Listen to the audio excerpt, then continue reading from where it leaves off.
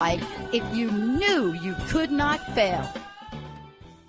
Hey, everybody, welcome. We got a great lineup for everybody today. Benny, Jacob. Is it Jacob or William? Who's at the helm over here? Got Olivia today.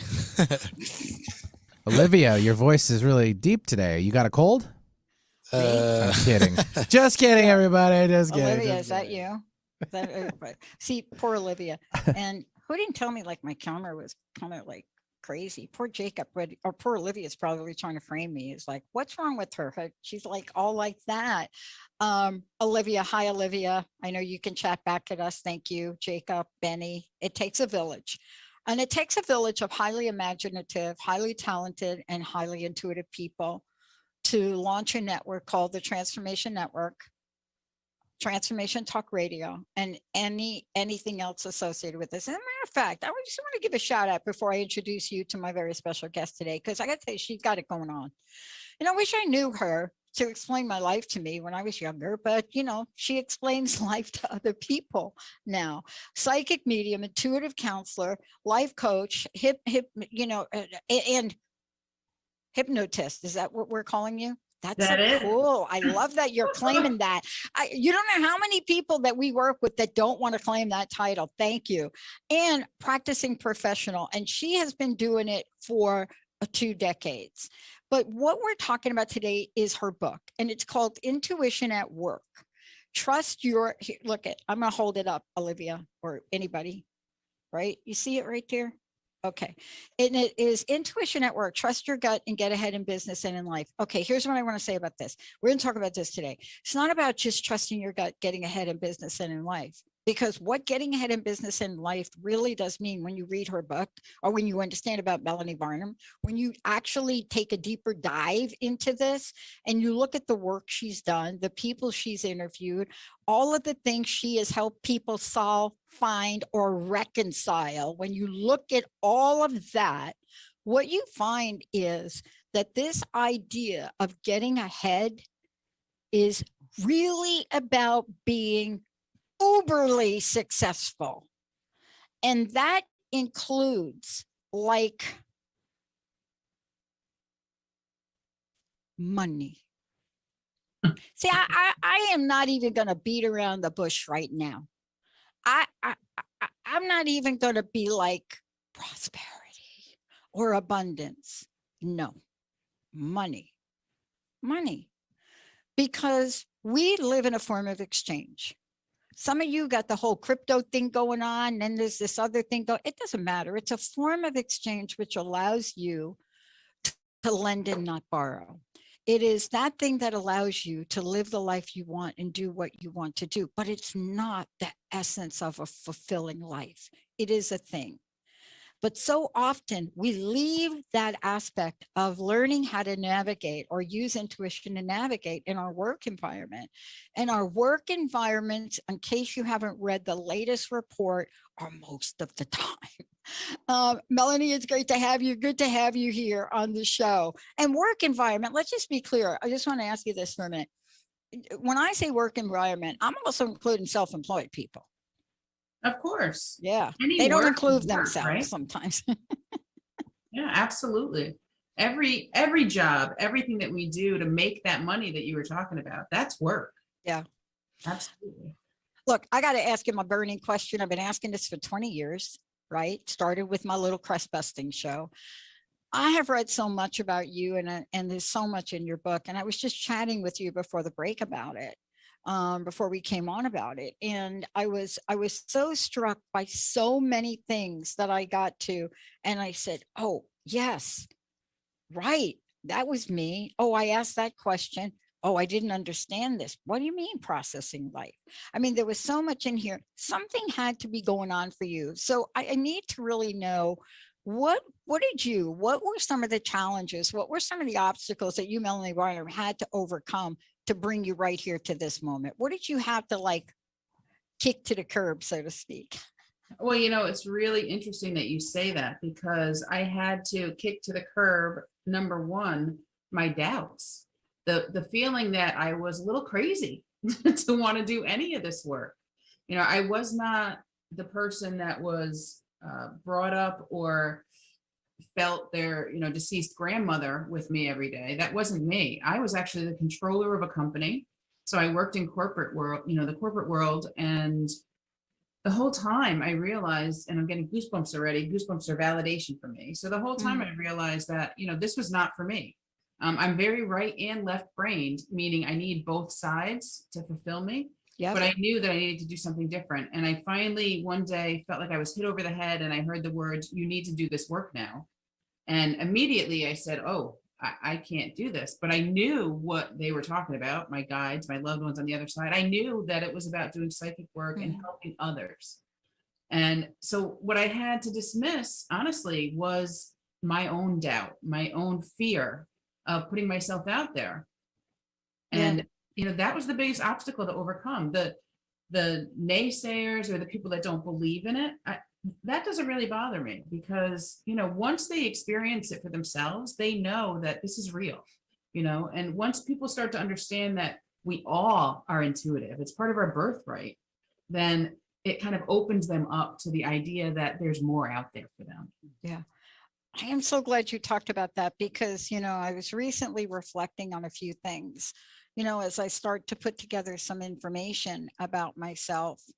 And I went back to a lifetime of experience. And the one thing I found that really brought me to my knees was in 2004, literally 6 months after I said yes to doing this on the internet first. Like nobody in 2003 was doing that, but that was intuition. And there's so many stories like that. But here's what happened to me.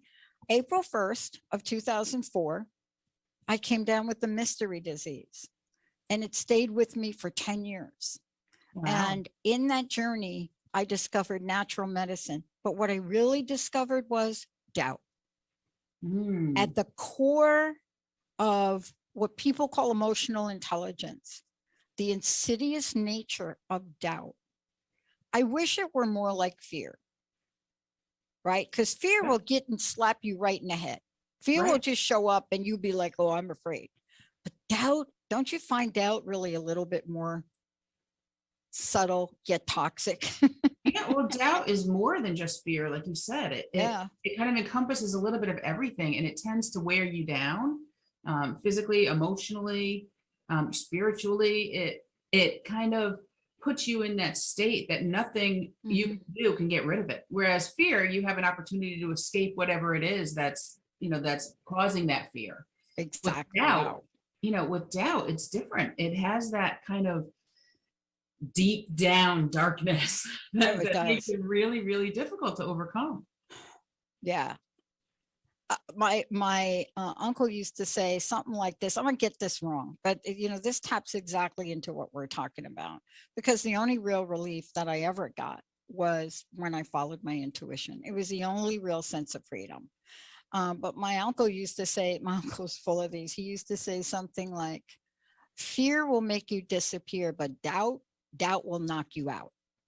And then never appreciated that. But here we are today, and we're looking at a very important part, because you and I both had corporate careers, right? But that doesn't mean, because we have a corporate pathway, that using our intuition at work is not equally, if not more important. I want to ask you to talk a bit about your book title, Intuition at Work, because a lot of people are like, "No, I don't have the freedom. I can't make the choices. I got the mean boss." But you are like transcending all of that with this book. I'm just saying, right? Tell us about that. Well, I wrote this book because I was with a group of like-minded women. And when I say like-minded, I say that in the loosest sense possible, because these women were all either, corporate, or they were, exploring their own kind of sense of who they were, or they were holistic, or they were doctors or attorneys. I mean, there were so many different people there, and they were all talking about how to use their intuition and whether or not they were able to use their intuition at work. And we finally got down to it. And I said, look, everybody is intuitive. And most people that are not kind of part of this realm, or are not open to this idea, don't realize that they're already using their intuition, right? You talk about a mother's intuition, you talk about a cop's hunch all the time. And those are things that are so basic, but they're so important, because once you realize that you're already using your intuition, then you can put it to work for you. And when we started talking about intuition at work, I knew that I had to write this, because so many people are out there every day, just, working for a paycheck, miserable beyond belief, but they know they have to put food on the table. They know that they have to, bring that money home that we were talking about earlier. They have to be able to support themselves and their families. And it is important. We're not downplaying that at all. That's huge. We have to survive some way. But let's do more than just survive. Let's start to use our intuition to help guide us in our careers, whether it's corporate or whether it's something else. Let's use that intuition to tell us, hey, if we're in marketing, let's use our intuition to help us imagine and help us create the best marketing idea for our boss. Or let's use our intuition to kind of determine what is going to be the best way to win my court case. What is my jury going to look like? What are they going to respond to? And let's use our intuition to see what's wrong with our patient that's coming in, whether you're an MD or a holistic doctor of some sort. It doesn't matter. If you're a therapist, use your intuition to figure out what really drives them. What's really driving your patient or your client or the person that you're working for. Or let's use our intuition to actually discover what it is we want to do with our lives. Yeah. What is going to make us feel good? What's going to make us get ahead in life and feel like, we're tapping into our own personal greatness to do it. Yeah. I want to take a short break. When we come back, I want to hit you up for some of these. I got to tell you, I loved what you started the book with. I love that you started here. And I thought, okay, where in the book is she going to talk about this? Like, is it going to be in the back like a lot of people do, or is it going to come out in front? One of the most important aspects, if you're in business for yourself or in business for a company, there's something you're always doing, whether you do it or not. When we come back, I'm going to talk to Melanie about what that is. It's right out of the gate in her book in chapter 1. And then she takes us on this journey of not only about intuition, but how do we weave this in to understanding and gaining more insight and transmuting into passion, right? Some of you may be thinking, I'm like David Bowie, I just want fame. It's okay. It doesn't matter. There's no judgment here to passion. None at all. We're going to take a short break. When we come back, I'm going to tell you what she starts this book out with. And then everybody get ready. Get your favorite blankie. Hold on to it. We'll be right back, everybody. All clear.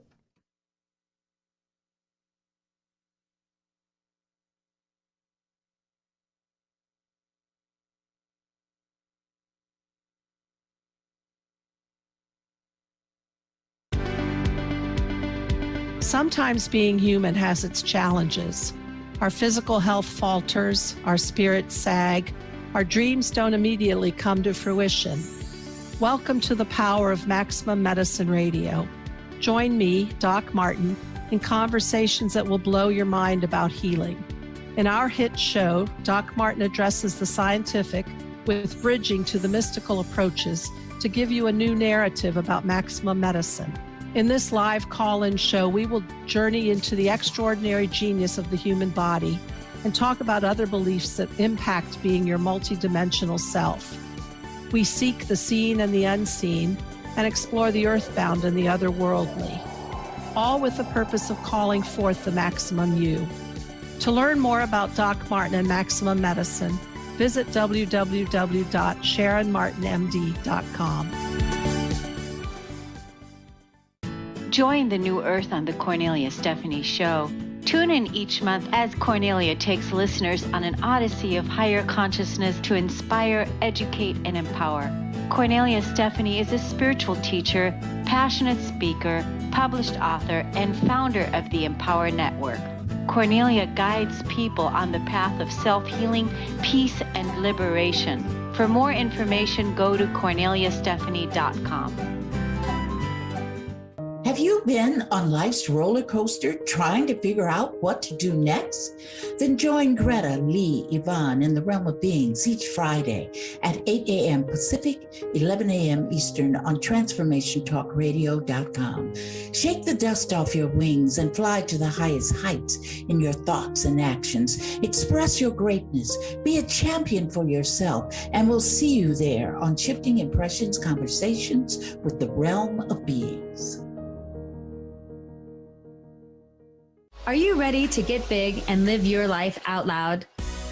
Tune in to Get Big Out Loud Radio, exploring life through the lens of curiosity and compassion, with me, Carrie Knudsen, joining Dr. Pat live every second Monday at 10 a.m. Pacific on transformationtalkradio.com. I will offer ideas to transform what you are thinking into conscious action. If you want to get big and live your life out loud, visit me at KnudsenSpeaks.com. Do you question what an authentic life really looks like? Tune in to The Alley Effect with Allison Blythe, authentically living life your way. Every first and third Thursday at 1 p.m. Pacific on TransformationTalkRadio.com, where Allison Blythe brings you tools, resources, and actionable steps toward your very best life. Take responsibility for your own happiness. For more about Allison, visit Allison, ALLYSON, Blythe, BLYTHE.com. Ready to come back in, Pat? Sorry to interrupt, ladies.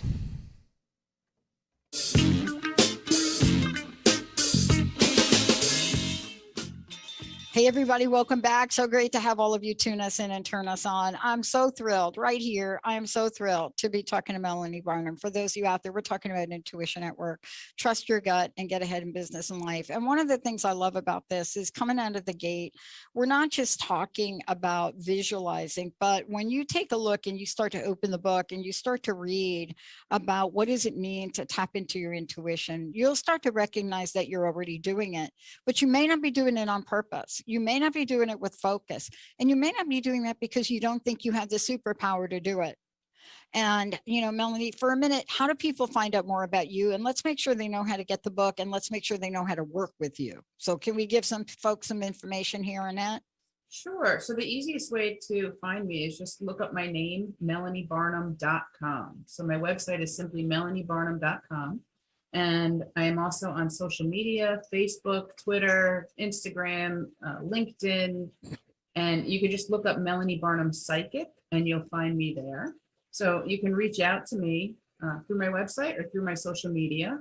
And I am available to do readings online or like video or phone sessions. I also do a lot of workshops and classes that I teach, and I do most of them online now. So they're accessible to anybody. You can get my books.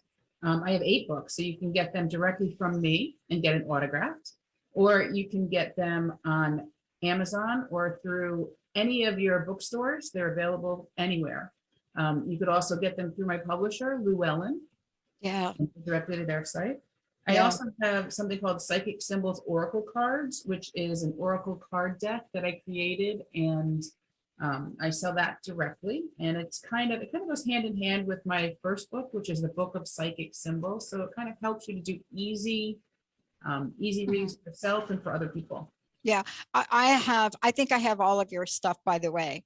And and I think the thing, one of the decks, I'm going to get off topic for a second. Okay. Only because whatever you put out is about what you've got in this book. It's encouraging people to go beyond, unleash the intuitive power, right? Whether it's, you know, what you put out, I think the cards were psychic development, but then there was another deck on manifest your year or something, right? Another book, Another book. Okay. Yeah. So what I'm trying to say is I love psychic symbols. As a matter of fact, I'm in the process of doing a book on magic symbols, but I love symbols.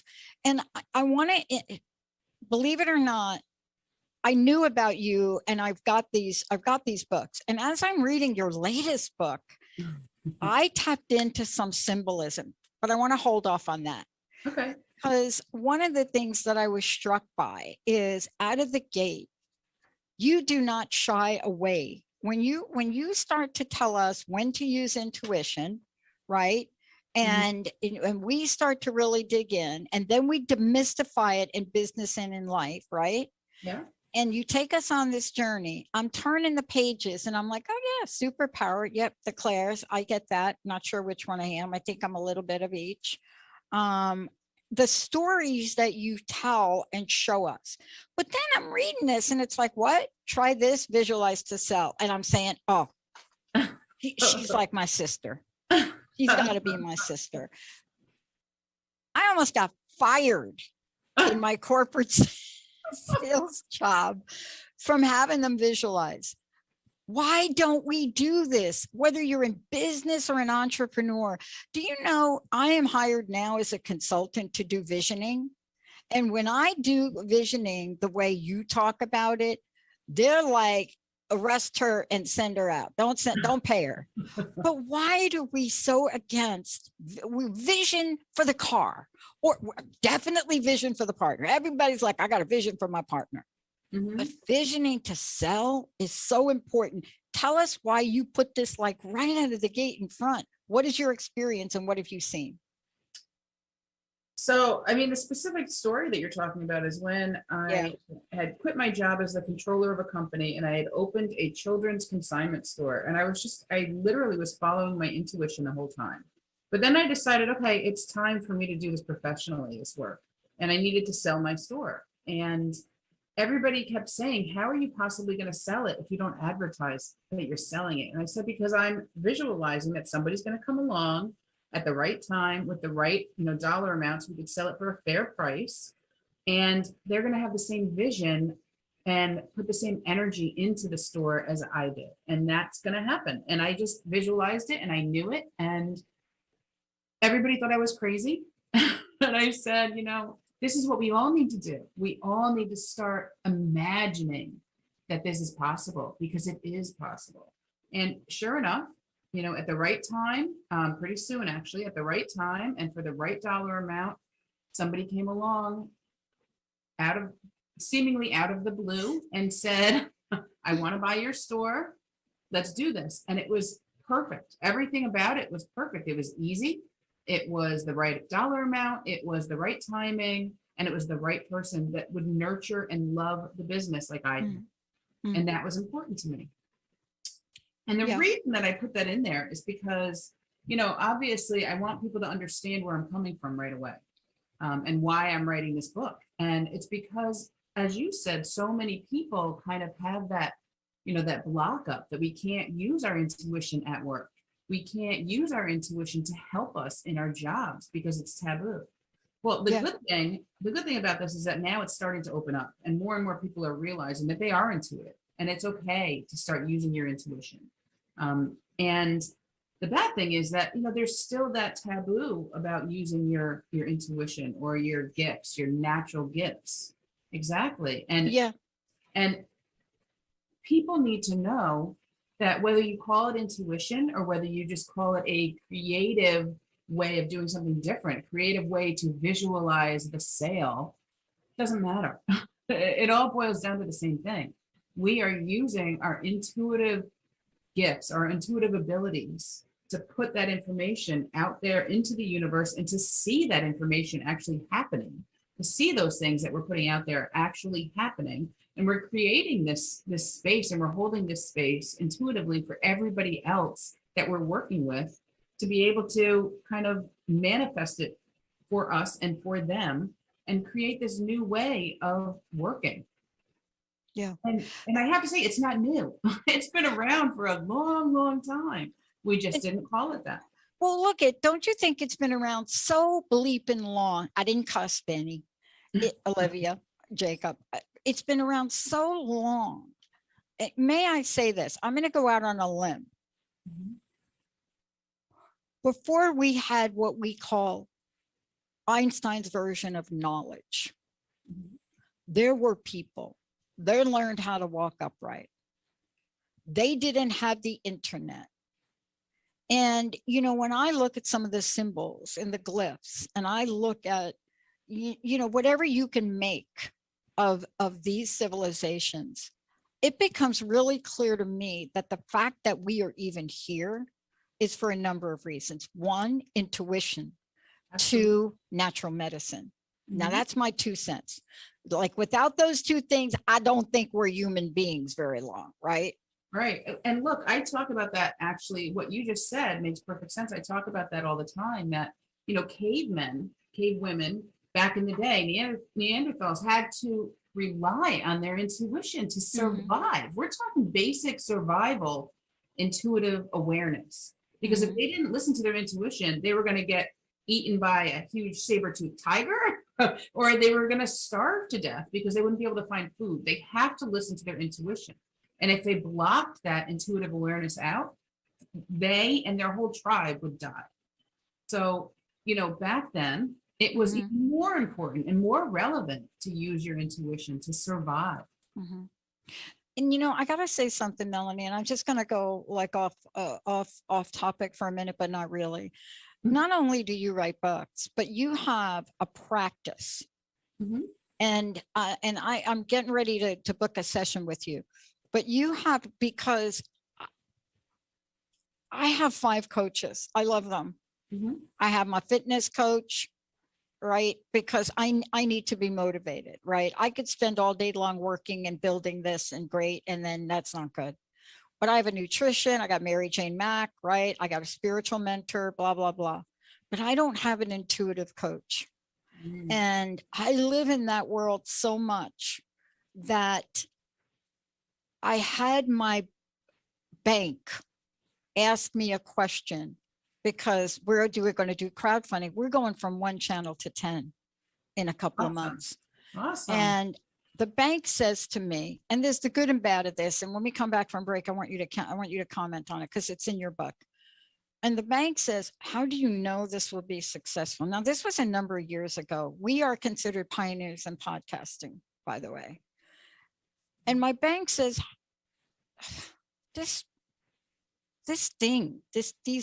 radio thing on the internet, how do you know that's going to be successful? Now, look at where we are. Hello, right? Podcast companies being sold for multi-million dollars, like tens of millions. And I said, I just know. He said, we can't lend you money because you just know. And I said, but I know. I mean, I know. I can lay it out. I could show you the vision. I could show you what we're building. I could show you the technology that is now caught up with us. Now we can build it. He said, that's not the way we work. But if you can give me some resemblance of a business plan, you're so knowingly convincing. If you can give me anything that shows that how you're going to make a profit, I will do it. When we come back, we're going to jump right on what Melanie said, left brain, right brain. Because if you're just all intuition, then you're not doing a show like this. You're like at the racetrack now. And I spent a lot of nights at Yonkers Racetrack. When we come back, we're going to put it all together. We're going to talk with Melanie, not only about this, but how do we get help? How do we know it's our tuition or our ego? Ego. I had an acronym when I went to school in psychology for ego. It almost cost me because I was so not wanting to talk about it. And the professor says to me, you're laughing when I'm talking about ego. I said, yeah, I am. He said, why are you laughing? I said, you know what ego stands for, right? Let's take a short break. When we come back, I'll tell everybody what that is. We'll be right back. My very special guest, Melanie Barnum. The book is fantastic. I'm going to give a copy of the book away, Benny, when we come back as well. And by the way, it says work. Like if you're working, that's you. If you're self-employed, this is you. If you're a practitioner, this is you. Short break, Benny, Olivia, we'll be right back. All clear.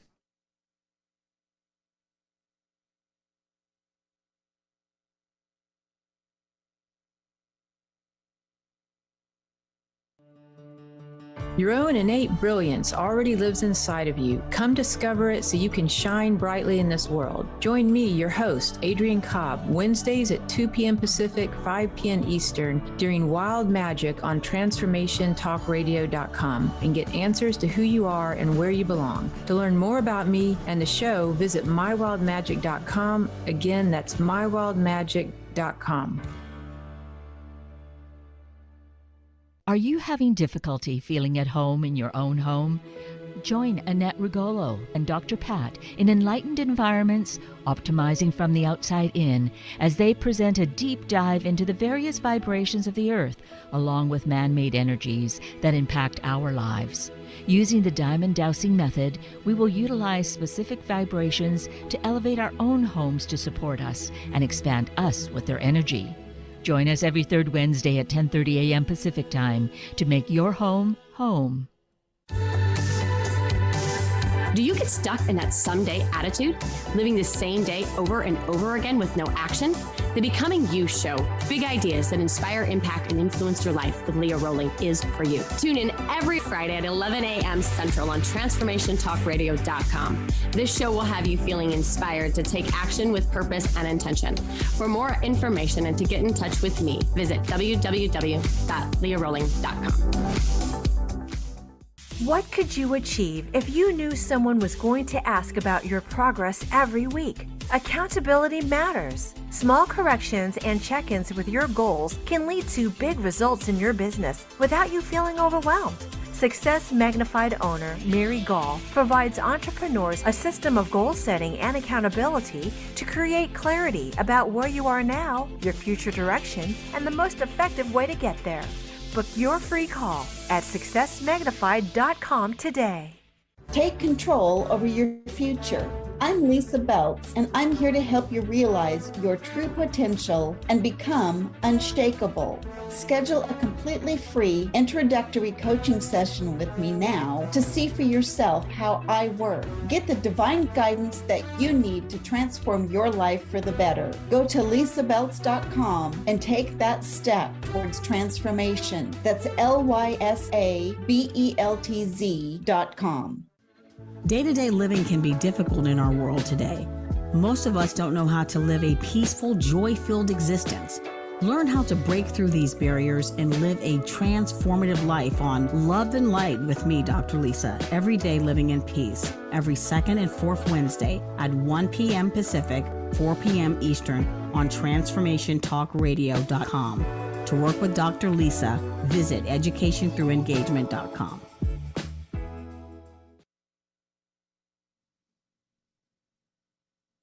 Ready to come back in?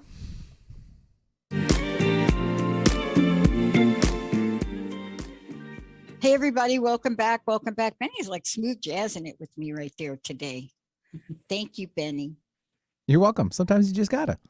Sometimes you just gotta. I mean, sometimes you just gotta. When you just gotta, you just gotta. I love it. That's not what I played this morning from my little iTunes when I walked into the office. I get in early. I'm in like 6 o'clock, right? And I just plug that thing in and my soundboard, and it's blasting. You could hear it through the entire building until people come in. I was playing David Bowie's Fame. So you must have got in my head, Melanie. I think you got in my head. All right, before we keep rolling, and we're probably not going to take another break, everybody. How do we find out about you? Because other than books, you also work with people. Make sure you mention a little bit about what that looks like, if you don't mind. Sure. So I do readings for people, which means that I either talk to you on the phone or I talk to you on a video session. And what does that entail? Well, that entails everything that you could possibly imagine for you, because all the information, I tune into your energy before I call you or before I video message you, and I write everything down. The stuff that I write down usually opens us up to things that you may want to know about, or things that you may want to hear about, or things that you have questions about. But more importantly, all the stuff that I write down comes from your guides and your loved ones on the other side. So it kind of goes right through me and down to my paper and then out to you as we start talking about it at all. And everything that I write down, because it's coming through me from your guides and your, deceased loved ones, it's all for you. And I forget. So if you email me about it the next day and say, oh, this is what you were talking about, I just remembered, this happened, or this is what, I'm scheduled to do, I'll say, that's wonderful. Remind me of it. And the reason is, like I said, because it's not my information to hold on to, it's yours. It's all about you. And that's why people come to me for readings. I love it because I get asked after a show, can you tell us what you meant by that? And I'm like, okay, what exactly did I say? And then I'll have to listen to it. And then I have to figure out if I even know what we meant. But I want to talk to you about a couple things now. I want you to take the reins on this because I was really struck by something that myself, Jessica, Linda, and the team here are experiencing. And it's expand your energy to increase your overall influence. And you could have named this chapter anything, right? But what I loved about this was Deepak, the first thing to realize is that you're in control of your own energy, sources of energy, connect you to the flow of life, which is constantly renewing itself. And I love this because the energy of things, and please comment on this, the energy we carry will either support our superpower intuition or it will not. Is that a true statement? That is 100%. Okay, great. Let's talk about that because I want to leave our listeners with something today that they can do and we can control our energy. Absolutely. Right? Absolutely. I work with women in recovery. And the first month I work with them, of course, I follow all the protocols and the 12 steps, but I teach them how to smile. Oh. And they cry because it's hard. Yeah.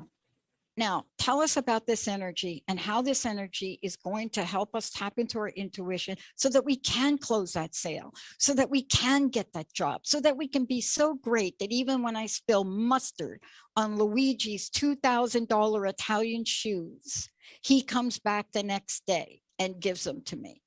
Tell us about this. So mustard stained. Well, I don't know so much about the mustard, but I know that you can get that sale or that deal going with Luigi because you can react in one of two ways when you do that. If you drop that mustard on his shoes, you can say, oh my gosh, I'm so sorry. I am never, ever going to get this deal closed. Oh my gosh, I can't believe I just did that. This is never going to happen now. My life is over as I know it. I'm going back to the mailroom or, whatever. Oh my God, I started in a mailroom. Well, there you go. And I just got goosebumps. So that's validation. Oh no. Or you can say, wow, I am so sorry I just did that. And now that we got that out of the way, and you move forward knowing that intuitively this is the right match for you. Like this is the right thing to do. And so what I just did there was I showed you two ways to control your energy. When you retract your energy, when you pull back like that in a negative way, when you pull back into that negative space and that it's never going to work, it's never going to happen, then you create that around you. You create that negativity around you. And, we could talk about the metaphysical part of it, the metaphysical aspect, or we can talk about the reality aspect. And the reality is we are what we believe we are, and we will achieve what our mind believes we can achieve.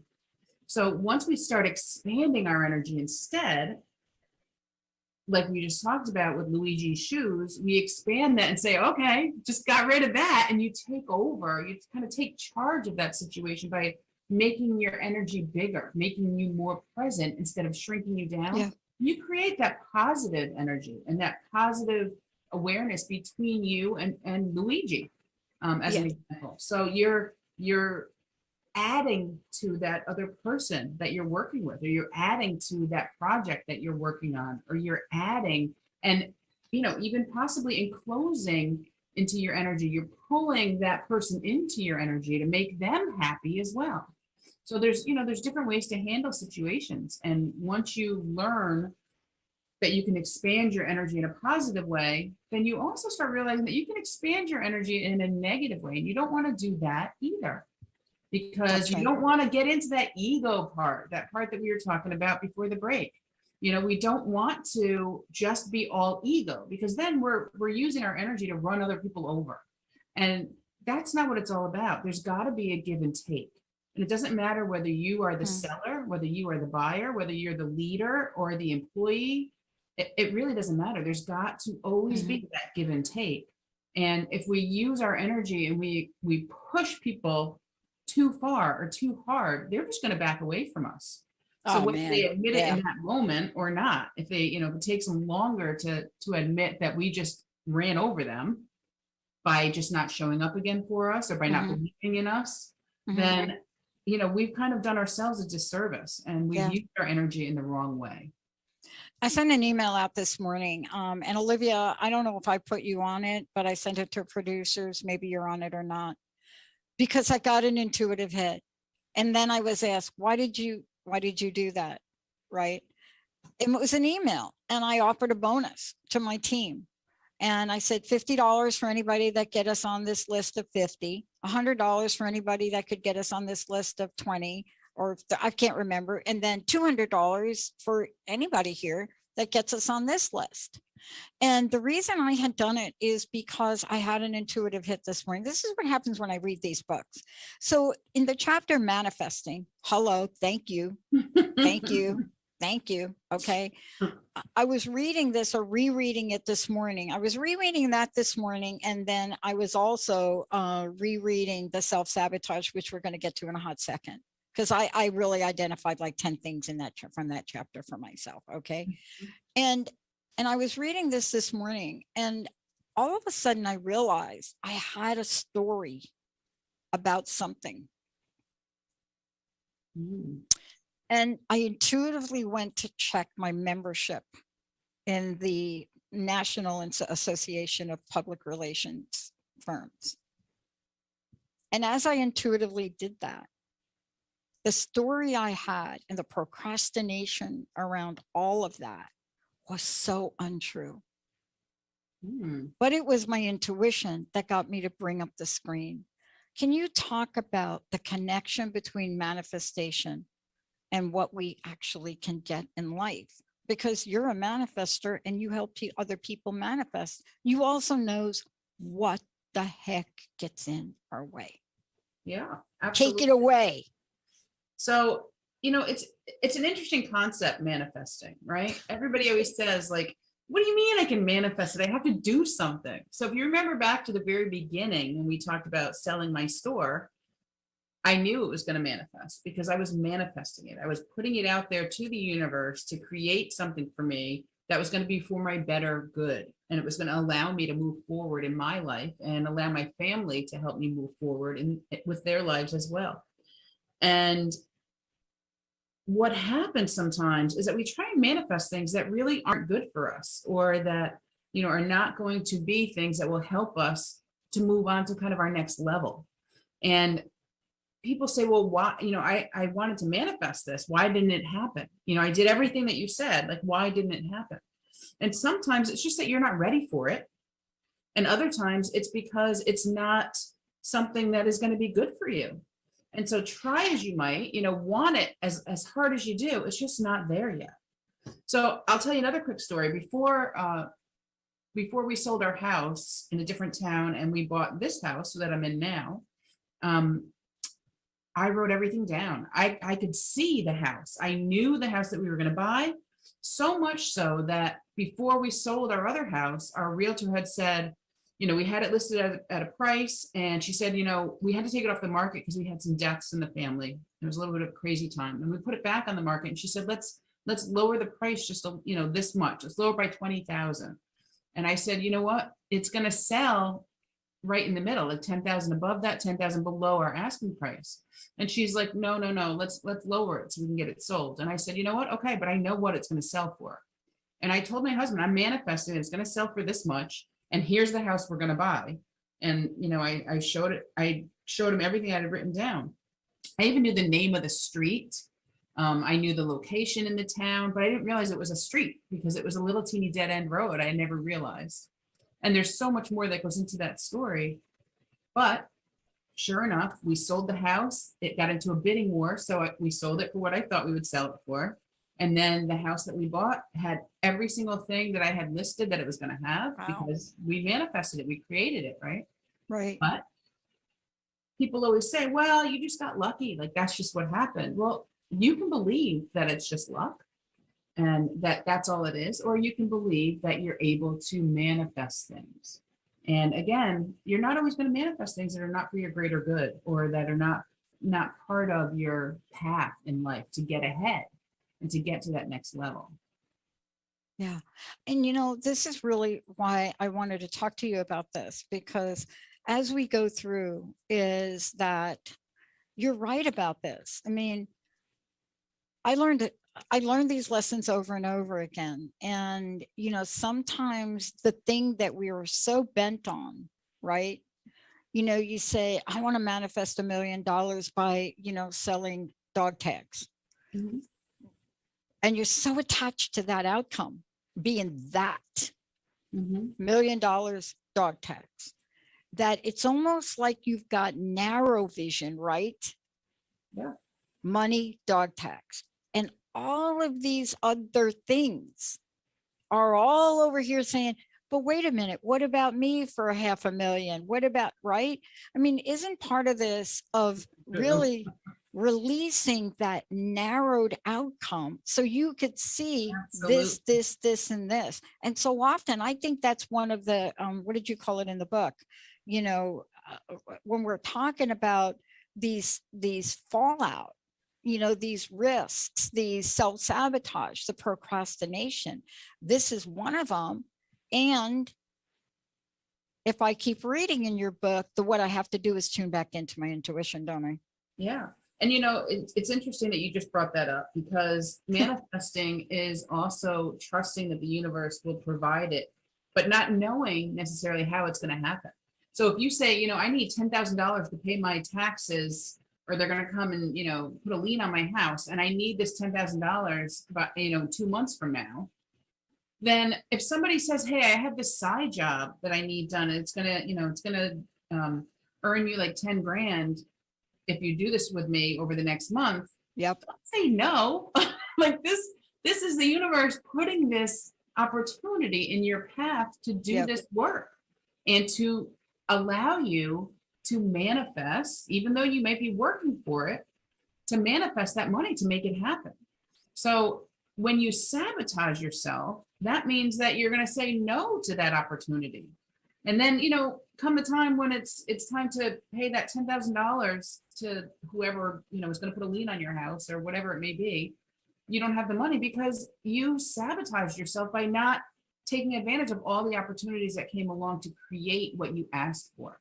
So it's not going to be that the universe is going to drop a $10,000 check in your mailbox for you the next day. Like, that is very rare. But when you start understanding how manifestation works, you start realizing that the universe will help you if it's for your greater good. The universe is going to help you, and it's going to place these things in your path to help you to manifest what it is you're looking for. It's the same thing you talked about, love and meeting people. And it's the same thing. If you say, I want to manifest a man, he's got to be 6'2" and, dark hair and dark eyes, and I want him to be wealthy, and I want him to, own his own home, whatever it may be, right? You're very specific. And with manifestation, you really should be very specific about what you would like to happen. You're not going to get everything all the time, but what you would like to happen. But then all of a sudden you're getting invitations to all these different parties or to all these different events, and you keep saying no. You just stay home and you watch TV or you read your books, which, by the way, reading books is a great pastime. But, if you're trying to manifest meeting this new guy and you're like, you have to get out there. So these opportunities that are presenting themselves to you, these invitations to go do things, are the universe's way of giving you the opportunity to manifest and meet that guy you've asked for. Yeah. Oh my gosh. You know what? This is so fascinating. You're even bringing this up. I have a friend a number of years ago who did one of the online thingies, right? Mm-hmm. Went on the online thingies, but apparently either didn't check the right box. I don't know the details, right? But exactly did what you said. I am looking for this person to do this, to have this, to do this, to be everything. And then wrote up her thingy about it, like the bio thing, and spelled it out. And she got a reply, but it wasn't from a man. It was from a woman. Huh? They've been married 20 years. That's and, awesome. and goosebumps. but because, she will tell you, I didn't check the man or woman box on the thing, but I was really wanting the love of a person, she says. And what I described was what I wanted to have in being loved and loved back. Awesome. And wait, they've been married now 25 years. Sorry, but no, maybe 20. I don't know. The point is this. Had she not been open to that, right?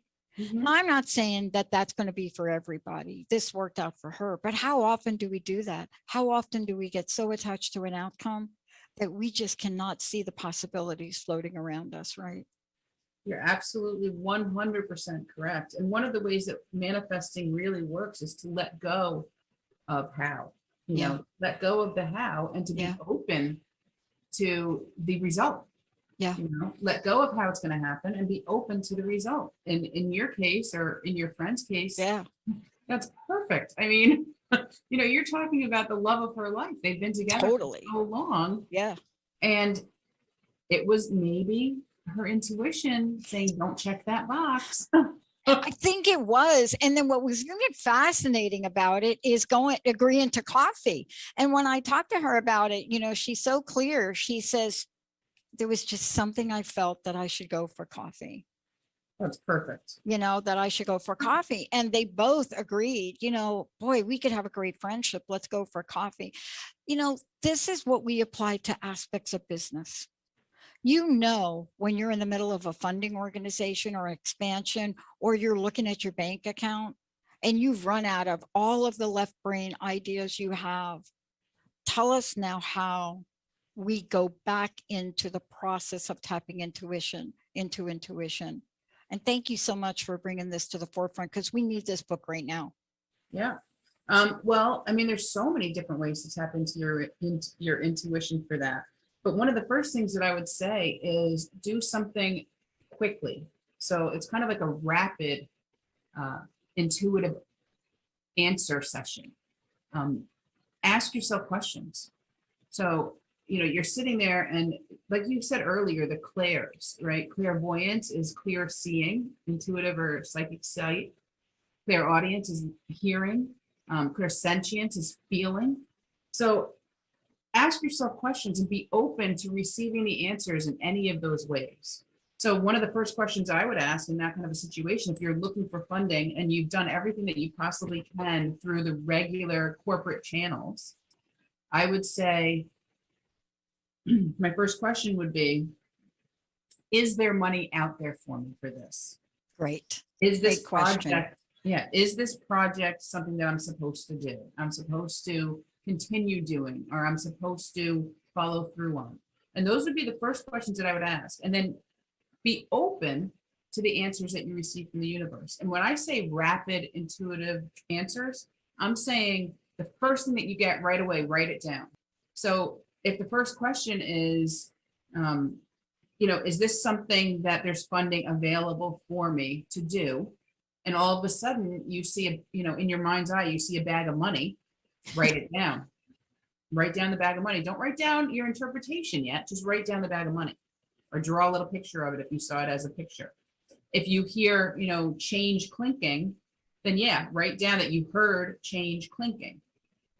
On the other hand, if you see that there is a stop sign, you know, if you see this stop sign in your mind's eye, then they're saying, no, there's no money for this. It's not going to happen.